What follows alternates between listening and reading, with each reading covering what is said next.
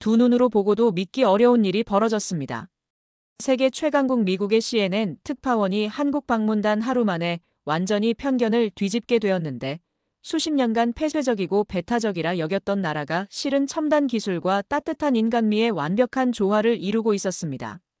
불과 며칠 전까지만 해도 과거의 상처 때문에 돌아가고 싶지 않았던 이 나라의 실체 앞에서 모든 선입견은 한순간에 무너져 내렸습니다. 자신의 모든 경험과 확신이 부끄러워질 만큼 압도적인 현실을 마주한 그의 충격적인 한국 재발견 사연을 통하여 진정한 연결의 가치를 함께 알아가 보도록 하겠습니다. 안녕하세요. 제 이름은 마이클 콜린스입니다. CNN의 국제특파원으로 지난 3년간 중동 분쟁 지역을 누비며 전쟁의 참상을 세계에 알려왔어요. 오늘은 제 인생을 완전히 바꿔놓은 특별한 취재 경험에 대해 이야기해드리려고 합니다. 제가 어떻게 한국에 대한 깊은 편견을 가지게 되었고, 그것을 극복하며 새로운 시각을 얻게 되었는지에 관한 여정이죠. 모든 것은 CNN 본사 회의실에서 시작됐어요. 긴장감이 감도는 회의실에서 편집장 로버트는 제 앞에 한 장의 서류를 내밀었습니다. 그것은 한국의 디지털 혁신과 글로벌 영향력에 관한 특집 다큐멘터리 기획안이었죠. 마이클, 이번 특집의 메인 취재기자로 당신이 적임자라고 판단했네. 라는 로버트의 확신에 찬 목소리가 귓가에 울렸어요. 그 순간 심장이 빠르게 뛰기 시작했습니다. 한국, 그 이름만으로도 숨이 턱 막히는 느낌이었어요. 10년 전 이등병 계급장을 달고 통역장교로 파견되었던 그곳에서의 기억들이 물밀듯이 밀려왔죠. 미군 부대 인근 소도시에서 매일같이 들려오던 양키고 홈이라는 외침, 길거리에서 저를 피해 걸어가던 사람들의 시선, 택시기사가 제 앞에서 문을 닫아버리던 그 순간들. 한국에서의 1년은 제 인생에서 가장 고독하고 모욕적인 시간이었습니다. 어학 능력 때문에 통역장교로 차출되었지만 현지인들의 노골적인 적대감은 저를 완전히 고립시켰어요. 군 생활의 고단함보다 더 힘들었던 것은 매일 느껴야 했던 소외감이었죠. 그때부터 한국이라는 나라는 제 마음속에 깊은 상처로 남았습니다. 로버트, 한국 관련 취재는 사양하고 싶어요. 다른 나라로 바꿀 수는 없을까요? 일본이나 대만도 디지털 강국 아닙니까?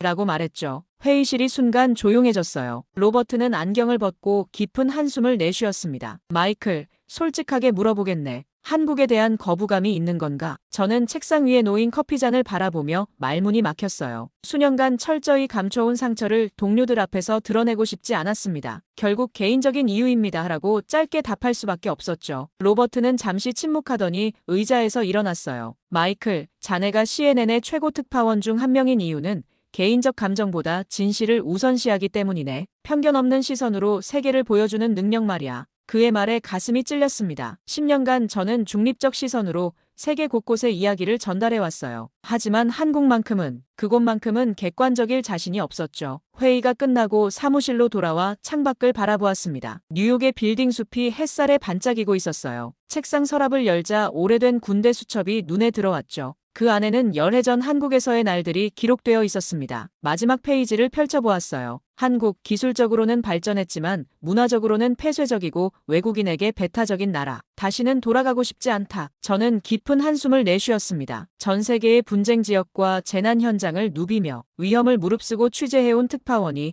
한국이라는 나라 앞에서 이토록 움츠러들다니요. 저 자신이 부끄러웠습니다. 결국 이틀 후, 저는 인천행 비행기에 몸을 실었어요. 과연 제가 옛 상처를 넘어 한국의 진면목을 볼 수 있을까? 변한 것은 한국일까? 아니면 저 자신일까? 인천국제공항에 발을 디딘 순간부터 충격의 연속이었어요. 10년 전 제가 알던 한국이 맞나 싶을 정도로 모든 것이 달라져 있었습니다. 자동화된 입국 심사대는 길게 늘어선 줄 없이 여행객들을 순식간에 처리하고 있었고, 공항 곳곳을 누비는 안내 로봇들이 여러 언어로 도움을 제공하고 있었죠. 공항 밖으로 나오자 마중 나온 현지 코디네이터 김민수가 반갑게 인사했습니다. 그는 영어가 유창했고 제가 한국에 대해 갖고 있던 거부감을 전혀 눈치채지 못한 채 서울 시내로 향하는 자율주행 버스를 안내했어요. 버스 안에서 창밖을 바라보며 지난 10년간 얼마나 많은 것이 변했는지 실감했습니다. 서울 도심은 마치 미래 도시의 모습을 하고 있었어요. 고층 빌딩 외벽에는 디지털 디스플레이가 도시 전체를 화려하게 수놓고 있었고 거리는 깨끗했으며 사람들은 분주하게 오갔습니다. 중요한 것은 그들의 눈빛이었죠. 10년 전 제가 경험했던 그 차갑고 적대적인 시선은 어디에서도 찾아볼 수 없었어요. 숙소인 동대문 호텔에 체크인한 후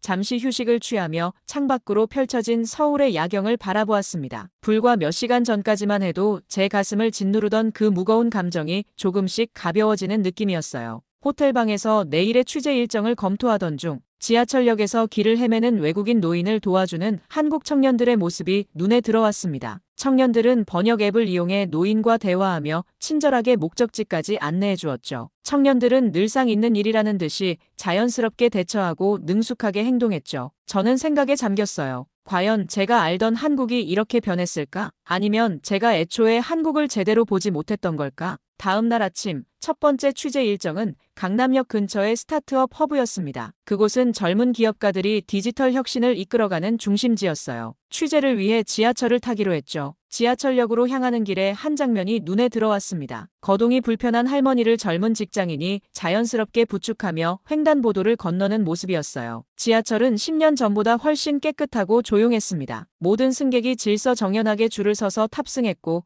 노약자석에는 아무도 앉지 않았어요. 젊은 승객들은 대부분 스마트폰에 집중하고 있었지만 노인이 타자마자 즉시 자리를 양보하는 모습이 보였습니다. 그 배려 있는 행동에 저도 모르게 미소가 지어졌어요. 강남역에 도착해 스타트업 허브로 향하던 중 갑자기 하늘에서 비가 쏟아지기 시작했습니다. 우산을 준비하지 못했던 저는 당황하던 차에 옆에 있던 한국인 여성이 우산을 공유해주겠다고 제안했어요. 그녀는 영어로 괜찮으세요? 같은 방향이라면 함께 가도 될까요?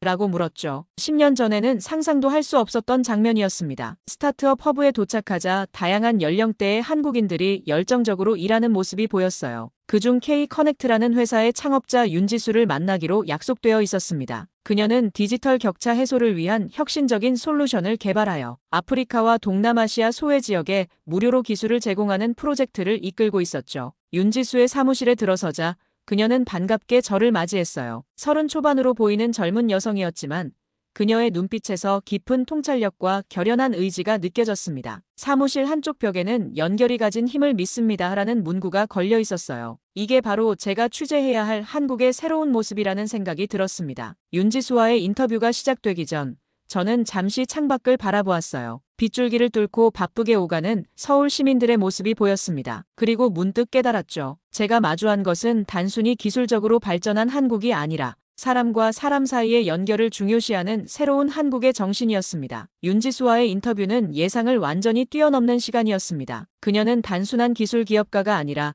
깊은 사회적 비전을 가진 혁신가였어요. K-커넥트는 최첨단 통신 기술을 개발하는 동시에 전 세계 소외된 지역의 디지털 접근성을 제공하는 프로젝트를 진행 중이었죠. 흰색 벽면과 투명 유리로 구성된 현대적인 사무실, 공간은 개방감을 주면서도 따뜻한 분위기를 간직하고 있었습니다. 우리가 추구하는 것은 단순한 기술적 연결이 아닙니다. 진정한 인간적 연결이에요. 윤지수의 말에서 진정성이 느껴졌어요. 그녀의 눈빛은 차분했지만 열정이 느껴졌습니다. 최신 기술에 대해 이야기하면서도 끊임없이 사람과 사람 사이의 관계를 강조했어요. 이것이 바로 한국의 정문화가 현대기술과 만나 탄생한 새로운 가치관이라고 설명했죠. 취재를 위해 회사 내부를 둘러보던 중 윤지수의 사무실 한편에 걸린 오래된 흑백 사진이 눈에 들어왔습니다. 한 남성이 군복을 입은 외국인과 악수를 나누는 모습이었어요. 무심코 그 사진 속 인물에 대해 물었습니다. 윤지수의 얼굴에 잔잔한 미소가 번졌어요. 아버지에 대한 이야기였죠. 경찰관이었던 그녀의 아버지는 외국인들을 돕는 일에 특별한 관심이 있었다고 합니다. 특히 미군들이 지역 주민들과 갈등을 겪을 때 중재자 역할을 많이 했다고 했어요. 그 순간 심장이 빠르게 뛰기 시작했습니다. 무언가 연결되는 느낌이었죠. 10년 전 일이 기억나는지, 당시 어디에 살고 있었는지 물었어요. 윤지수는 고개를 끄덕이며 아버지가 오산 근처 파견소에서 근무했다고 했습니다. 그녀는 당시 고등학생이었다고 했어요. 오산, 바로 제가 주둔했던 미군 기지가 있던 곳이었습니다. 가슴이 조여오는 느낌이 들었어요. 혹시 아버지가 특별히 도와주셨던 미국인 장교에 대한 이야기를 들은 적 있는지 물었습니다. 인종차별 사건 관련해서요. 윤지수의 눈이 커졌어요. 어떻게 아느냐는 표정이었습니다. 아버지는 그 일을 일기장에 상세히 기록해 두었다고 했어요. 한 미국인 장교가 현지 식당에서 인종차별적 발언을 듣고 쫓겨났을 때 아버지가 그를 도와주셨다고 하셨죠. 그 장교의 이름이 마이클 콜린스였습니다. 제 이름이었어요. 순간 방안이 정적에 휩싸였습니다. 윤지수는 믿을 수 없다는 표정으로 저를 바라보았고 저 역시 머릿속이 복잡해졌어요. 세상이 이렇게 좁다는 사실이 놀라웠죠. 더욱 놀라운 것은 제가 10년간 간직해온 상처의 한가운데에서 예상치 못한 연결고리를 발견했다는 점이었습니다.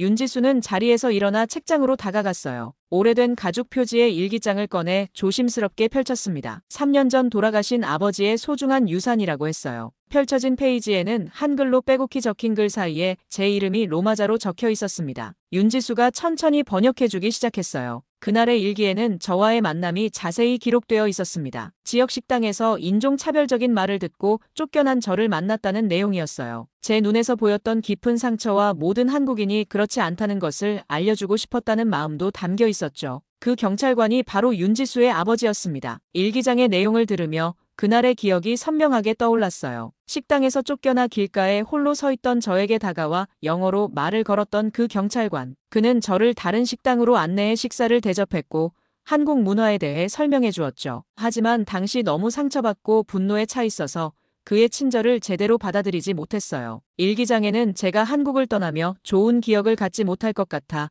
마음이 아프다는 내용도 있었습니다. 언젠가 제가 다시 한국을 방문해 진정한 모습을 볼 수 있기를 바란다는 마음도요. 눈에서 뜨거운 것이 흘러내렸어요. 10년간 한국에 대한 부정적인 기억만을 간직해왔던 저와 달리 윤지수의 아버지는 저를 기억하고 염려했다는 사실이 가슴을 울렸습니다. 윤지수는 일기장을 넘기며 아버지가 그 후에도 저를 잊지 않았다고 했어요. 지역 주민들의 인식 개선을 위한 모임을 만들고 외국인들과 한국인들이 서로를 이해할 수 있는 문화교류 프로그램을 시작했다고 합니다. 그 작은 시작이 지금의 K-커넥트로 이어졌다고 했어요. 그녀의 말을 들으며 가슴 깊은 곳에서 무언가 움직이는 것을 느꼈습니다. 윤지수는 아버지의 영향으로 글로벌 소통에 관심을 갖게 되었고 결국 디지털 연결을 통한 문화적 장벽 허물기를 자신의 사명으로 삼게 되었다고 했어요. 저의 존재가 그녀의 삶에 이미 영향을 미쳐왔다는 사실에 깊은 감동을 느꼈습니다. 운명의 실타래가 이렇게 얽혀 있다는 것이 경이로웠어요. 저는 10년간 한국을 미워했지만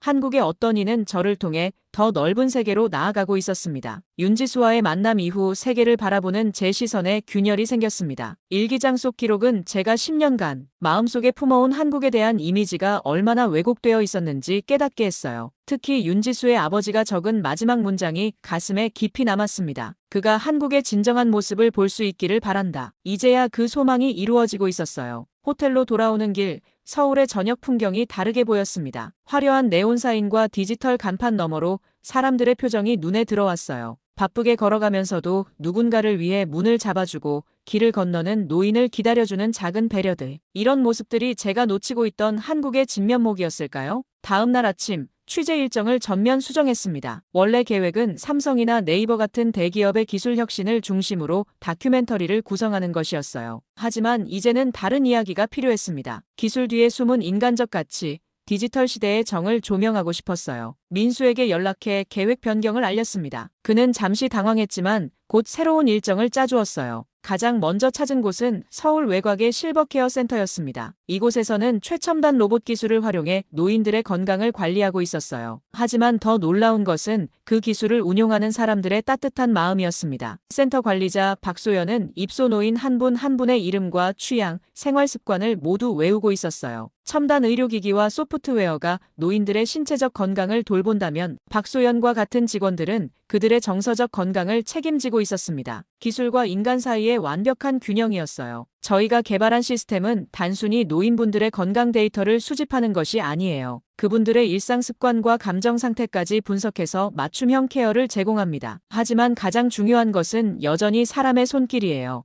박소연의 말에서 진심이 느껴졌습니다. 그녀가 어르신들과 대화하는 모습을 보면 첨단 장비보다 그 따뜻한 교류가 더 중요하다는 것을 알 수 있었어요. 다음으로 방문한 곳은 디지털 소외계층을 위한 교육센터였습니다. 이곳에서는 노인과 저소득층을 대상으로 무료 디지털 교육을 제공하고 있었어요. 가장 인상적이었던 것은 강사진이 초등학생부터 대학생, 직장인까지 다양한 연령대의 자원봉사자로 구성되어 있다는 점이었습니다. 12살 소년이 70이 넘은 할머니에게 스마트폰 사용법을 가르치는 모습은 감동적이었어요. 소년은 끝없는 인내심으로 같은 내용을 반복해서 설명했고 할머니는 마침내 영상통화에 성공했을 때 아이를 꼭 안아주었습니다. 그 순간을 카메라에 담으며 디지털 기술이 세대 간 단절을 극복하는 도구가 될 수 있다는 희망을 보았어요. 교육센터 관계자는 이런 프로그램이 단순히 기술 교육을 넘어 사회적 연결망을 복원하는 역할을 한다고 설명했습니다. 디지털 소외계층이 온라인 세계에 접근할 수 있게 되면서 고립감이 줄어들고 삶의 질이 향상된다는 거예요. 또한 가르치는 청소년들에게는 사회적 책임감과 공동체 의식을 심어준다고 했습니다. 취재를 마치고 저녁에는 윤지수가 추천한 전통시장을 찾았어요. 첨단 기술로 가득한 도시 한복판에 여전히 살아 숨쉬는 아날로그적 공간이었습니다. 상인들은 손님들과 정겹게 대화를 나누었고 흥정은 마치 하나의 의식처럼 이루어졌어요. 낯선 외국인인 저에게도 시장 상인들은 음식을 맛보게 하며 친절하게 대해주었습니다. 시장의 한 구석에서 작은 푸드트럭을 발견했어요. 운영자는 젊은 청년들이었는데 전통 음식을 현대적으로 재해석한 메뉴를 판매하고 있었습니다. 그들은 기부 프로그램도 운영하고 있었어요. 음식 한 개를 구매하면 한 개가 지역 노인들에게 기부되는 방식이었죠. 전통과 현대, 상업과 나눔이 공존하는 모습이 인상적이었습니다. 잠들기 전 오늘 취재한 내용을 정리하며 다큐멘터리의 방향이 더욱 명확해졌어요. 한국의 디지털 혁신은 단순한 기술 발전이 아니라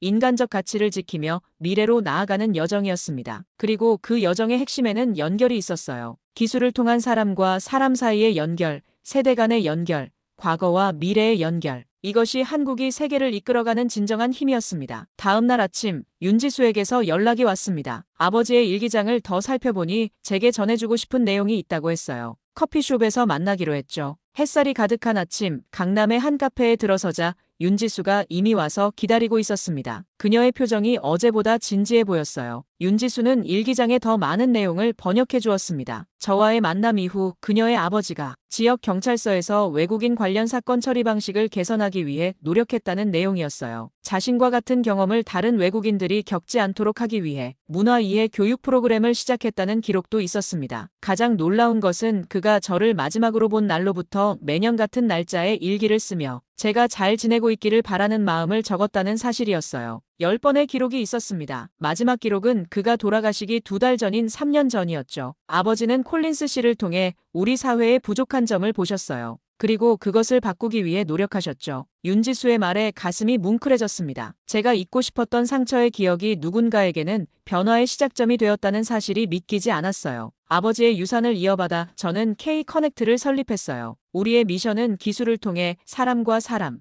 문화와 문화를 연결하는 것입니다. 윤지수의 회사가 전 세계 소외된 지역에 무료 인터넷과 교육 프로그램을 제공하고 있다는 이야기를 들으며 한 사람의 친절이 얼마나 멀리까지 퍼져나갈 수 있는지 실감했어요. 카페를 나서며 윤지수는 K-커넥트가 진행 중인 디지털 포용 프로젝트 현장을 방문해보지 않겠냐고 제안했습니다. 흔쾌히 수락했어요. 그날 오후 서울 외곽의 다문화 가정지원센터를 찾았습니다. 이곳에서는 한국에 정착한 이주민들이 디지털 기술을 활용해 고국의 가족들과 소통하고 한국 사회에 적응할 수 있도록 돕고 있었어요. 센터에서 만난 베트남 출신 여성은 화상통화로 고향 부모님께 아이의 첫 걸음마 영상을 보여주며 기뻐했습니다. 파키스탄에서 온 남성은 온라인 플랫폼을 통해 한국어를 배우면서 취업 준비를 하고 있었어요. 기술이 단순한 편의를 넘어 삶을 변화시키는 도구가 되는 순간들이었습니다. 센터 관계자는 이런 프로그램의 배경에 한국인들의 정문화가 있다고 설명했어요. 우리도 얼마 전까지 해외 원조를 받던 나라였습니다. 이제는 우리가 받은 도움을 다른 이들에게 나눌 차례라고 생각해요. 그 말에서 단순한 기술적 발전을 넘어선 한국의 사회적 성숙도를 느낄 수 있었습니다. 취재를 마치고 윤지수와 함께 한강변을 걸었어요. 석양에 물든 강물을 바라보며 10년 전 한국을 떠나던 날을 떠올렸습니다. 그때는 이 나라에 대한 쓰라린 기억만 가득했지만 지금은 그 모든 기억이 새롭게 재해석되고 있었어요. 윤지수의 아버지가 보여준 친절, 그리고 그것이 확장되어 만들어진 오늘의 변화들. 이것이 진정한 한국의 모습이 아닐까 생각했습니다. 다음 날부터 취재의 방향이 완전히 바뀌었습니다. 처음 계획했던 기술 중심의 다큐멘터리가 아닌 기술과 인간성이 조화를 이루는 한국의 독특한 발전 모델에 초점을 맞추기로 했어요. 그리고 그 중심에는 윤지수의 아버지로부터 시작된 작은 친절의 연쇄 반응이 있었습니다. 윤지수의 도움으로 한국의 다양한 혁신 현장을 방문했어요. 기후위기에 대응하기 위한 스마트 그린시티 프로젝트, 고령화 사회 문제를 해결하기 위한 디지털 헬스케어 시스템, 교육 격차를 줄이기 위한 에듀테크 솔루션까지 모든 곳에서 첨단 기술과 깊은 인간적 통찰이 결합된 해결책을 발견할 수 있었습니다. 특히 인상적이었던 것은 빨리빨리 문화에 대한 새로운 이해였어요. 10년 전에는 이를 단순한 조급함으로 해석했지만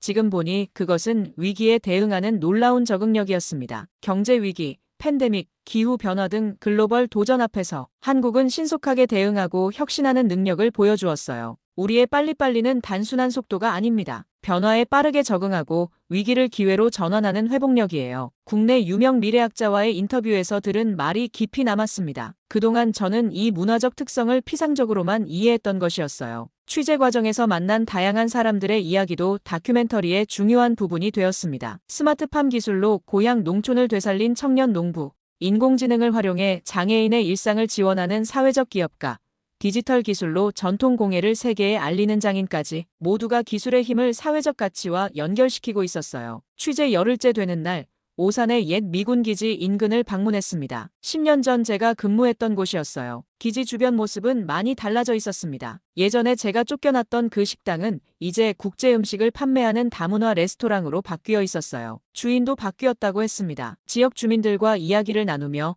미군과 지역사회 관계가 어떻게 변화했는지 들었어요. 상호 이해와 존중을 증진하기 위한 다양한 프로그램이 운영되고 있었고 정기적인 문화교류 행사도 열리고 있었습니다. 그 변화의 시작점에 윤지수의 아버지가 있었다는 사실이 놀라웠어요. 저녁에는 옛 기지 인근 공원에서 열리는 한미 우정축제를 취재했습니다. 미군과 지역 주민들이 함께 음식을 나누고 노래와 춤을 즐기는 모습이 인상적이었어요. 한 노인이 다가와 말을 걸었습니다. 알고 보니 그는 10년 전 이 지역의 주민자치위원장이었어요. 그는 윤지수의 아버지와 함께 지역사회의 인식 개선을 위해 노력했던 사람이었습니다. 서울로 돌아와 다큐멘터리 편집 작업을 시작했습니다. 열흘간의 취재로 수집한 방대한 자료를 어떻게 엮어낼지 고민이 깊어졌어요. 단순히 한국의 기술적 성취를 나열하는 것보다 그 기술 발전 뒤에 숨겨진 인간적 가치를 드러내고 싶었습니다. 그리고 무엇보다 저 자신의 변화와 깨달음을 정직하게 담아내고 싶었어요. 윤지수와 함께 다큐멘터리의 구성에 대해 의논했습니다. 그녀는 제가 한국에 대한 선입견을 솔직하게 인정하고 그것이 어떻게 변화했는지 보여주는 것이 가장 강력한 메시지가 될 것이라고 조언했어요. 처음에는 주저했지만 결국 저의 개인적인 여정을 다큐멘터리의 중심축으로 삼기로 결정했습니다. 디지털 정한국이 세계를 연결하는 방식이라는 제목을 정했어요.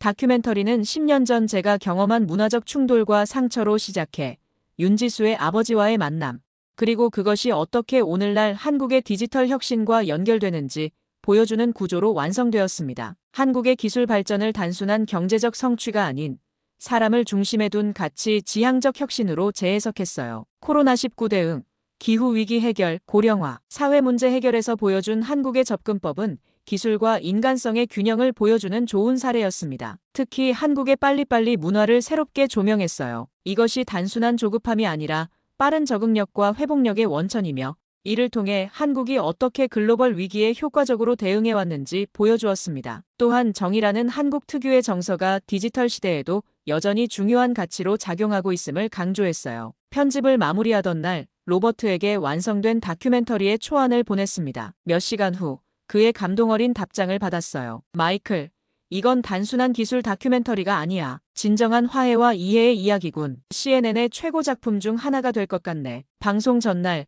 윤지수와 한강변에서 마지막 인터뷰를 진행했습니다. 석양을 배경으로 그녀의 모습을 담으며 이 모든 여정이 어떻게 가능했는지 물었어요. 그녀는 잠시 생각하더니 미소를 지었습니다. 아버지는 항상 말씀하셨어요. 세상을 바꾸는 것은 거창한 계획이 아니라 작은 친절의 연쇄 반응이라고요. 콜린스 씨와의 만남이 아버지에게 그런 시작점이었다면 이제 콜린스 씨의 다큐멘터리가 또 다른 누군가에게 새로운 시작점이 되지 않을까요? 다큐멘터리는 전 세계 시청자들에게 깊은 인상을 남겼습니다. 많은 사람들이 한국에 대한 새로운 시각을 갖게 되었다는 메시지를 보내왔어요. 특히 문화적 오해와 편견을 극복하는 개인적인 여정에 공감하는 반응이 많았습니다. 방송 이후 CNN은 제게 서울 특파원직을 제안했어요. 열애 전 떠나올 때는 상상도 하지 못했던 일이었습니다. 깊은 고민 끝에 2년간의 특파원직을 수락했어요. 한국에 대한 더 깊은 이해와 더불어 이 경험을 통해 저 자신의 편견을 직면하고 극복하는 법을 배웠기 때문입니다. 다큐멘터리가 방영된 날,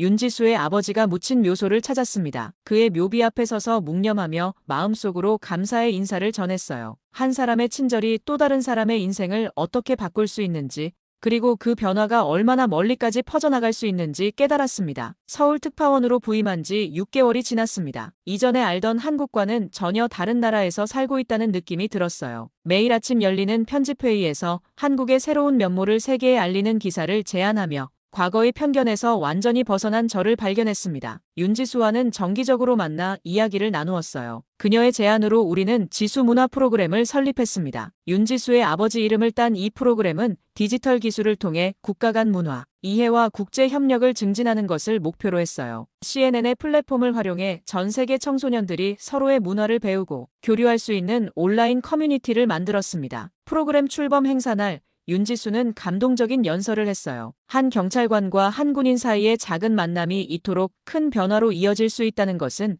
우리에게 희망을 줍니다. 디지털 기술은 우리를 물리적으로 연결해주지만 진정한 연결은 서로에 대한 이해와 공감에서 시작됩니다. 프로그램 첫 프로젝트로 한국과 미국의 고등학생들이 공동으로 진행하는 디지털 스토리텔링 워크숍을 기획했어요. 학생들은 각자의 문화에 대한 이야기를 나누고 이를 디지털 콘텐츠로 제작했습니다. 결과물은 예상을 뛰어넘었어요. 문화적 차이보다 공통점에 초점을 맞춘 작품들이 많았고 서로에 대한 깊은 이해와 존중이 담겨 있었습니다. 이 프로젝트는 점차 다른 국가로 확장되었어요. 1년도 채 되지 않아 30개국 학생들이 참여하는 글로벌 네트워크로 성장했습니다. 각국의 교육부와 협력 관계를 맺고 UNESCO의 지원도 받게 되었어요. 디지털 기술을 통한 문화 교류의 새로운 모델을 제시했다는 평가를 받았습니다. 특파원 생활 중 가장 보람찼던 순간은 오산 미군 기지에서 열린 한미 청소년 문화축제를 취재했을 때였어요. 10년 전 제가 고통스러운 시간을 보냈던 그 장소에서 이제는 양국 청소년들이 서로의 문화를 배우고 우정을 쌓는 모습을 지켜보는 것은 감동적인 경험이었습니다. 이제 저는 단순한 특파원이 아닌 문화적 가교 역할을 하고 있다고 느낍니다. 매일 다른 나라의 CNN, 지국에서 연락이 오고 한국의 디지털 혁신과 문화적 가치에 대한 취재 요청이 쇄도해요. 디지털 정은 이제 한국을 넘어 글로벌 트렌드로 주목받고 있습니다. 윤지수의 회사 K-커넥트도 글로벌 기업으로 성장했어요. 전 세계 소외 지역에 디지털 접근성을 제공하는 프로젝트는 UN에서 혁신적인 지속 가능 발전 모델로 선정되었습니다. 기술을 통해 인류의 연결을 강화한다는 그들의 미션은 이제 현실이 되어가고 있었어요. 지난 1년을 돌아보며 저는 인생의 아이러니를 생각합니다. 제가 가장 피하고 싶었던 나라가 이제는 제 삶의 중심이 되었고 과거의 상처가 오히려 가장 큰 성장의 계기가 되었다는 사실이요. 윤지수의 아버지가 일기장에 적었던 소망대로 저는 마침내 한국의 진정한 모습을 보게 되었습니다. 오늘도 서울의 아침이 밝아옵니다. 창밖으로 바라보는 도시의 풍경에서 이제는 디지털 기술 너머의 따뜻한 인간미를 발견할 수 있어요. 그리고 이 이야기는 앞으로도 계속될 것입니다.